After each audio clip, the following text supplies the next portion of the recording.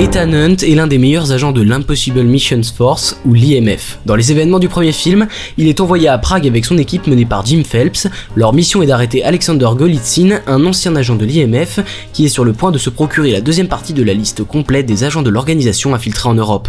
Mais malheureusement, ça vire au cauchemar et toute l'équipe meurt. Sarah Davis se fait poignarder par un tueur qui tue également Golitsyn et lui vole la liste des agents.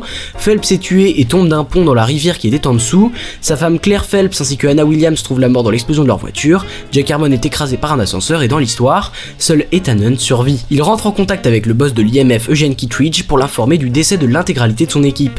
Mais ce dernier lui révèle que Golitsyn était un faux traître, que la liste qu'il détenait était fausse et que leur mission était un leurre. Le but était de démasquer la vraie taupe surnommée Job qui était infiltrée dans l'équipe de Phelps et qui comptait revendre la liste à une trafiquante d'armes nommée Max. Hunt est alors accusé d'être la taupe car c'est le seul survivant. N'ayant pas d'autre choix, il s'échappe, parvient à contacter Max et obtenir une entrevue avec elle. Tout à coup, Claire refait surface en lui expliquant qu'elle a survécu. Au début, Hunt la suspecte de mentir et d'être Job, mais va finir par lui faire confiance. Hunt comprend que Max détient la fausse liste que lui a transmise Job, il fait un pacte avec elle, Ethan lui ramène la véritable liste d'agents contre quoi Max promet une grosse somme d'argent et de lui révéler l'identité de Job. Il va alors réussir à se procurer la liste au siège de la CIA avec l'aide de deux agents désavoués, Luther Stickel, expert en technologie, et le pilote Franz Krieger. Mais alors que Hunt recontacte Kittredge, il tombe nez à nez avec Jim Phelps, qui lui aussi n'était pas mort. Ce dernier dit avoir découvert que la taupe était en fait Eugene Kittredge en personne. Mais Hunt comprend que Phelps est Job, qui s'est arrangé pour tuer ses amis avec l'aide de nul autre que Krieger, complice de Phelps. Pour en être sûr, il donne rendez-vous à Max dans le TGV Londres-Paris pour lui communiquer la liste et fait en sorte que Kittredge soit présent. Trajet au cours duquel Phelps apparaît, subtilise l'argent de la transaction et braque Hunt. Mais ce dernier filme avec des lunettes et retransmet les images à Kittredge pour s'innocenter.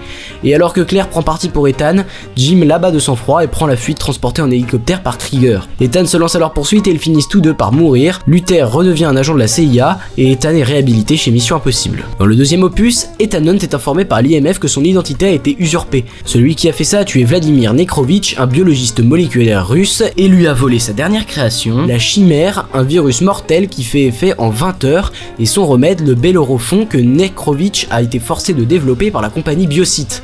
L'IMF suspecte à raison Sean Ambrose, un ancien agent, d'être le voleur. L'agence envoie Hunt récupérer le virus. Pour cette mission, il obtient l'aide de Naya Nordhoffel, l'ex-petite amie d'Ambrose, mais fait aussi appel à son ami Luther et au pilote Billy Baird. Naya se rapproche alors d'Ambrose pour lui soutirer des informations sur le virus, et suite à la capture du PDG de Biocyte qui leur révèle où est stockée la chimère, l'équipe d'Ethan prévoit d'y aller pour en détruire toute trace. Ambrose découvre que Naya lui ment et se rend lui aussi sur les lieux, et même si Ethan parvient à détruire la grande majorité du virus, il reste un échantillon que Naya finit par s'injecter pour qu'Ambrose ne puisse pas s'en emparer. Ce dernier décide ainsi de laisser Naya dans Sydney pour qu'une pandémie naisse en Australie afin qu'il fasse fortune en vendant une grande quantité de Bellérophon. Mais Ethan parvient à voler les échantillons du remède et Luther et Billy retrouvent Naya qui avait décidé de mettre fin à ses jours pour empêcher la chimère de se propager. Et alors que Hunt parvient à tuer Ambrose, Naya reçoit l'antidote et est sauvée. Dans le troisième, Ethan Hunt s'est rangé mais s'occupe toutefois de la formation des nouveaux agents de l'IMF. Il emménage avec sa fiancée Julia Mead qui est infirmière et ignore totalement la vraie activité de son compagnon. Néanmoins, Ethan reprend du service pour porter secours à Lindsay Faris qui a été capturée à Berlin alors qu'elle enquêtait sur un trafiquant du nom de Owen Davian. A l'aide de Declan Gormley, Zenley et Luther, ils parviennent à la tirer de là, mais Hunt découvre un explosif implanté dans la tête de Lindsay qui meurt sur le coup avant qu'il n'ait le temps de la désactiver. Grâce à Benji Dunn, un technicien de l'IMF, il découvre que Davian sera au Vatican pour s'accaparer un objet mystérieux appelé la patte de lapin et se lance à sa poursuite. Avant de partir, il se marie en 2 spies avec Julia de manière improvisée dans la chapelle de l'hôpital où elle travaille. Au bout du compte, l'équipe réussit à capturer Davian, mais celui-ci finit par s'échapper, capture la femme de Hunt et lui donne 48 heures pour lui emmener la patte de lapin, sans quoi il tuera Julia. Grâce à l'agent John Musgrave, Hunt apprend que l'artefact se trouve à Shanghai et avec son équipe, ils s'y rendent puis prétendent l'avoir récupéré. Hunt veut livrer la patte de lapin seul tout en se rendant compte qu'un micro-explosif a été implanté dans sa tête. Ethan réussit à retrouver Davian et parvient à se débarrasser de lui, mais pas avant qu'il ne déclenche le compte à rebours de la bombe dans sa tête. Toutefois, après avoir libéré Julia, elle parvient à désactiver l'explosif et à sauver son mari qui lui explique son véritable métier. Pendant ce temps, elle a également tué Musgrave qui était en réalité un traître qui collaborait avec Davian pour vendre la patte de lapin à des terroristes. Plus tard, Ethan en compagnie de Jane Carter et Benji doit infiltrer les archives du Kremlin. Il souhaite en savoir plus sur un certain Cobalt qui a engagé une tueuse du nom de Sabine Moreau pour récupérer des codes nucléaires. Mais le dossier a disparu, ils sont repérés et une bombe posée par Cobalt fait exploser le Kremlin. Hunt est accusé d'être à l'origine de l'attaque et la Russie prend cet acte pour une déclaration de guerre. Le président américain active ainsi le protocole fantôme qui consiste à ne pas reconnaître l'IMF comme étant gouvernemental. Ethan et son équipe décident tout de même de traquer Cobalt. Un analyste de l'IMF du nom de William Brandt se joint à eux et identifie le terroriste comme étant Kurt Hendricks, un russe qui souhaite que les faibles meurent et qu'une guerre nucléaire naisse pour faire avancer l'humanité. La remise des codes volés par Sabine Moreau doit se faire au Burj Khalifa à Dubaï. L'équipe d'Ethan essaye de faire capoter cette opération, mais Hendrix réussit à s'échapper avec les codes, et alors que Moreau est tué par Carter, Brandt avoue que c'était lui qui devait s'assurer de la sécurité de la femme de Hunt, Julia, qui a été tuée par des mercenaires serbes. Suite à ça, Bogdan, la source de Hunt, prévient que Hendrix sera à Mumbai pour acheter à l'Indien Bridgenath, un ancien satellite militaire soviétique pouvant servir de lanceur de missiles.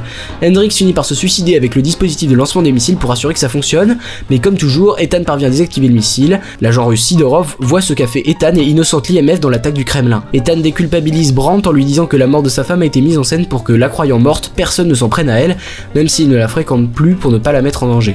Dans Rogue Nation, le directeur de la CIA, Alan Hunley, décrète que l'IMF n'existe plus et que tous les agents doivent rejoindre la CIA. Ethan Hunt refuse cette décision et continue sa traque du syndicat, un groupe criminel à l'échelle internationale. Il essaye de retrouver Solomon Lane, qu'il a identifié comme le leader de cette organisation. 6 mois plus tard, Hunt est toujours recherché par la CIA, tout en essayant de prouver l'existence du syndicat. Avec Benji Dunn, ils se rendent à Vienne où ils espèrent trouver Lane, car ils pensent que ce dernier va tenter d'assassiner le chancelier d'Autriche. Il réussit à empêcher l'attentat et sauve même l'un des tueurs appelé Ilsa Faust. Et malheureusement, le chancelier est tout de même tué par une bombe lorsqu'il est évacué, tandis que Lutter et Brandt essayent de retrouver Hunt pour empêcher son élimination par la CIA.